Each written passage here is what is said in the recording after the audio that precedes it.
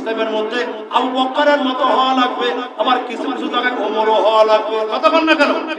ওমরও হওয়া লাগবে। ও মুসলমান বন্ধুগণ আমার, একজন ইহুদি মসজিদে নববীর মধ্যে প্রস্রাব করতেছে, নবী আমার দেখতেছে, সাহাবীরা তো মারবেই, মেরেই ফেলবে, এই অবস্থা।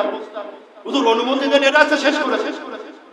নবীজি বলছে, ও আমার সাহাবীরা, থামো থামো, ওই যে প্রস্রাব করতেছো, একটু প্রস্রাবটা ক্লিয়ার করতে দাও, শেষ হতে দাও।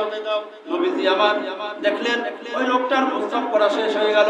নবীজি কাছে ডাকলেন, কাছে ডেকে বলছেন, ও ভাই, এটা হলো আমাদের ইবাদতখানা, আমরা এখানে আল্লাহকে ডাকি, আমরা এখানে সিজদা দেই, সুতরাং তোমাদের ইবাদতখানা, তোমাদের কি প্যাগোডা, এই প্যাগোডার মধ্যে যদি আমরা কেউ প্রস্তাব করি, পায়খানা করি, তাহলে তোমাদের মনে কেমন লাগবে? অসুবিধা হবে কিনা? বলবো অসুবিধা হবে।